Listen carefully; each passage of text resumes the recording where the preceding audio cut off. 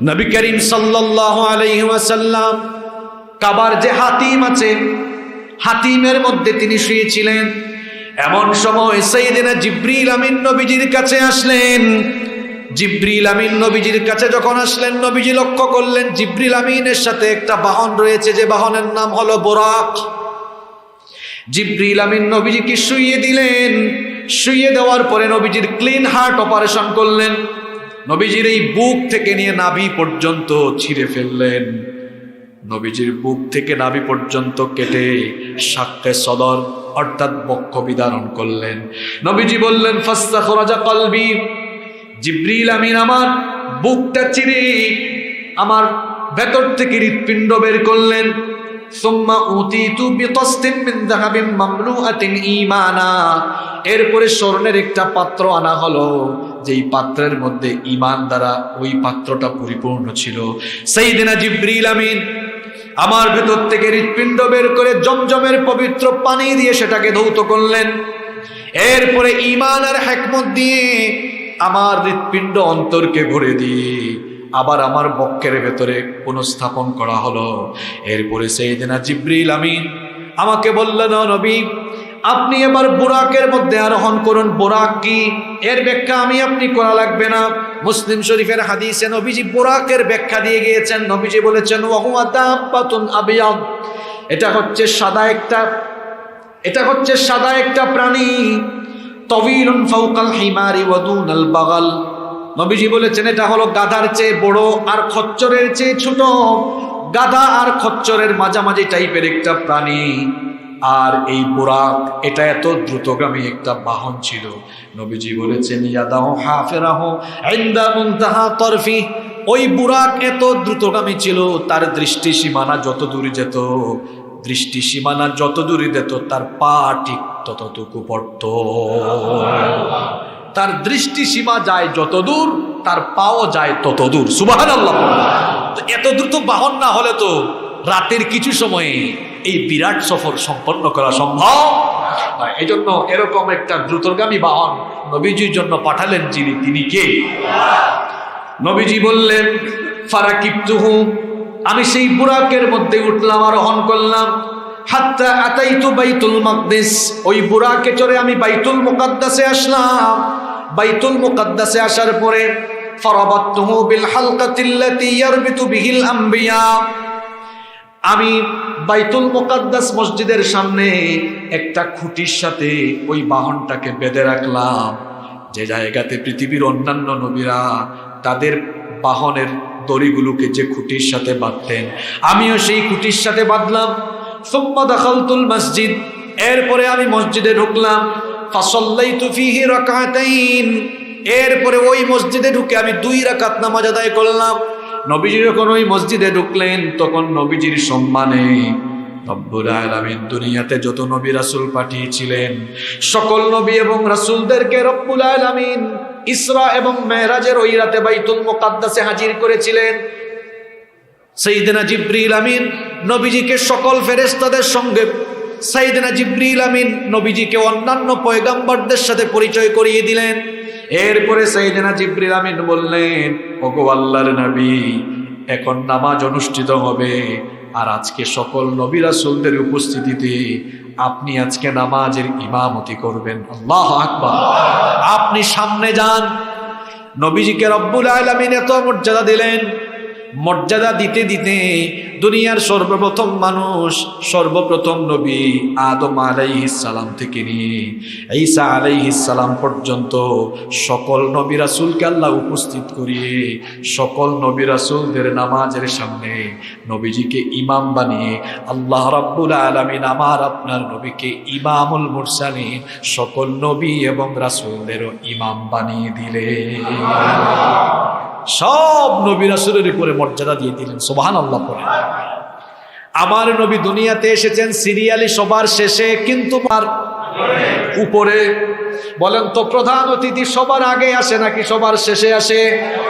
প্রধান অতিথি কখনোই অনুষ্ঠানের আগে আসে না, সবার শেষে আসে। এই বিশ্ব সভার প্রধান অতিথি হলেন আমার নবী। এই জন্য আমার নবীকে সবার শেষে পাঠিয়েছেন কে? নবীজি নামাজে ইমামতি শেষ করলেন।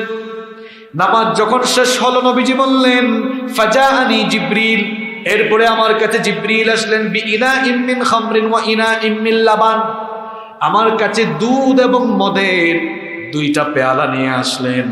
একটা পেয়ালার মধ্যে মদ ভর্তি ছিল আর একটা পেয়ালার মধ্যে দুধ ছিল।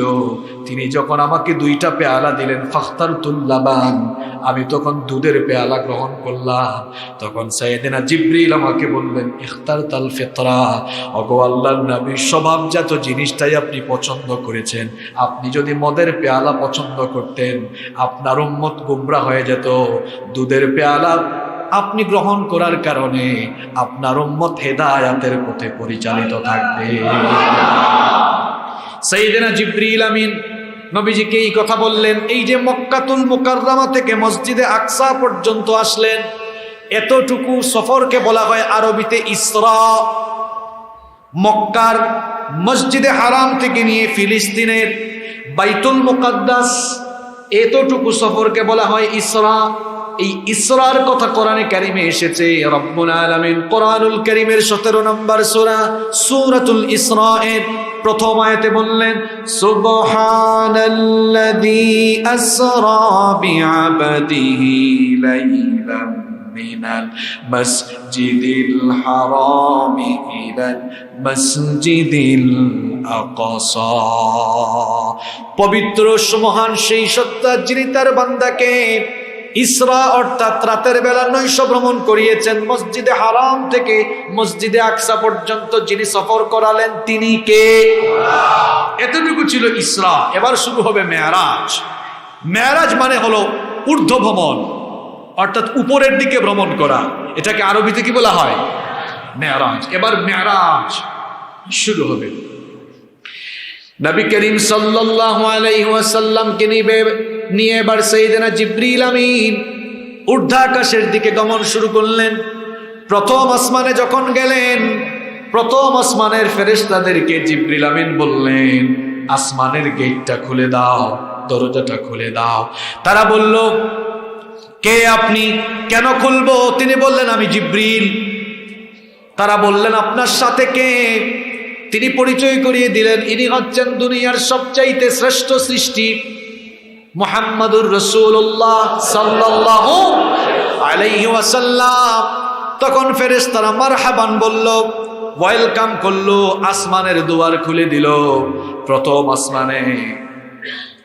আসমানে নবীজির সাথে প্রথম মানুষ এবং প্রথম নবী সাইয়্যিদিনা আদম আলাইহিস সালামের সাক্ষাৎ ঘটে গেল। সুবহানাল্লাহ।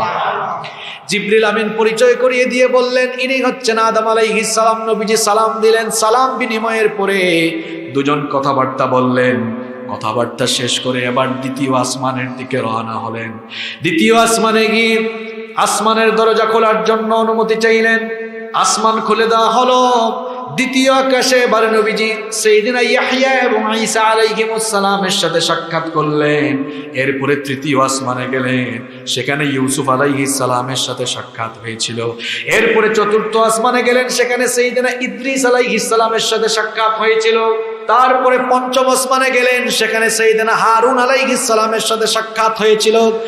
এরপরে ষষ্ঠ আসমানে গেলেন, সেখানে সাইয়েদিনা মূসা কালিমুল্লাহর সাথে দেখা হয়েছিল। সাইয়েদিনা মূসা আলাইহিস সালামের সাথে দেখা হওয়ার পরে নবীজি যখন বিদায় নিচ্ছিলেন, মূসা আলাইহিস সালাম তখন কাঁদতে লাগলেন। নবীজি তখন সাইয়েদিনা মূসা আলাইহিস সালামকে জিজ্ঞেস করলেন কি ব্যাপার মূসা আলাইহিস সালাম, মূসা পয়গম্বর আপনি কাঁদেন কেন? মূসা আলাইহিস সালাম তখন বললেন আমি এজন্যই কাঁদি, আমার পরে এমন একজন নবী এসেছেন যেই নবী আসলেন দুনিয়াতে সবার পরে, কিন্তু ওই নবী আর ওই নবীর উম্মত দুনিয়াতে এত মর্যাদা পেয়েছে, শুধু দুনিয়ায় নয় আখিরাতেও তারা এমন মর্যাদা পাবে। দুনিয়াতে সবার শেষে আসলেও কিয়ামতের দিন আপনার উম্মত জান্নাতে তারা সবচাইতে বেশি যাবে। আমার উম্মত তো আপনার থেকে কম থাকবে। নবীজি এই কথা বলেছেন। অন্য হাদিসে নবীজি বলেছেন আমি এসেছি দুনিয়াতে সবার পরে, কিন্তু কিয়ামতের দিন আমার উম্মত হাসরের মাঠে উঠবে সবার আগে। আল্লাহ নবী আরো বলেছেন আতি বাবাল জান্নাতি ইয়াউমাল কিয়ামা, কিয়ামতের দিন আমি জান্নাতের দরজার কাছে আসব।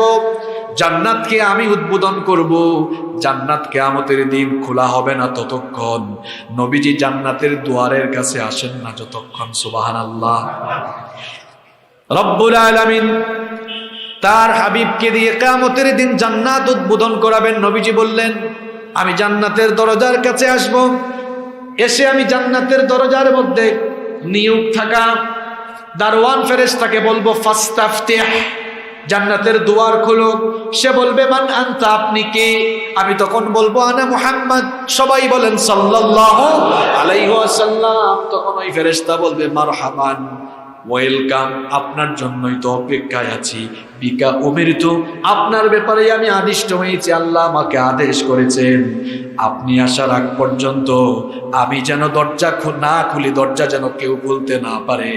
আজকে আপনার মাধ্যমে জান্নাতকে উদ্বোধন করা হবে।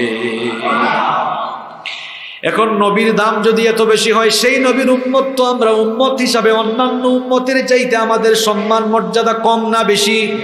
এজন্য আপনারা রাগ কইরেন না, নবীজি বলে গিয়েছেন কিয়ামতের দিন আমার উম্মত জান্নাতে ঢোকার আগে অন্য কোন নবীর উম্মত জান্নাতে ঢুকতে পারবে না। নবী করিম সাল্লাল্লাহু আলাইহি ওয়াসাল্লামের সাথে মুসা নবীর কথোপকথন শেষে সপ্তম আসমানের দিকে নবীজি রওনা দিলেন। সপ্তম আসমানে যাওয়ার পরে দেখা হয়ে গেল আমাদের জাতির পিতা সাইয়েদনা ইব্রাহিম খলিলুল্লাহর সাথে। নবীজি গিয়ে দেখলেন সাইয়েদনা ইব্রাহিম খলিলুল্লাহ তিনি বাইতুল মামুরের প্রাচীরের সাথে হেলান দিয়ে বসে আছেন। বাইতুল মামুর এটা হচ্ছে ফেরেশতাদের কিবলা। আমাদের কিবলার নাম হচ্ছে বাইতুল্লাহ। আমাদের কিবলার নাম কি? এটার অনেক নাম। বাইতুল্লাহ, আল বাইত, আল বাইতুল আতিক, আল বাইতুল মুহাররম, আল কাবা আল মুশাররফা, আল মসজিদুল হারাম। কয়টা নাম? এই কাবা শরীফের টোটাল নাম হলো কয়টা? 6টা নাম কোরআনে এসেছে। আমাদের কিবলাটা হলো পৃথিবীর কেন্দ্রে, মানে সেন্টারে, একেবারে মাঝখানে। একেবারে কোথায়? পৃথিবীর মাঝখানে অবস্থিত কার ঘর? আল্লাহর ঘর। আর ওই বাইতুল্লাহ ঠিক উপরে, 7 আসমানের উপরে হলো ফেরেশতাদের কিবলা। ওই কিবলার নাম হলো বাইতুল মামুর। ওখানে ফেরেশতারা ঢুকে ইবাদত করে। নবীজি বলেছেন বাইতুল মামুরে একসাথে 70,000 ফেরেশতা ঢুকে ইবাদতের জন্য। আর যারা একবার ঢুকবে কিয়ামতের আগ পর্যন্ত ঢুকার আর কোনো চান্সও পাবে না।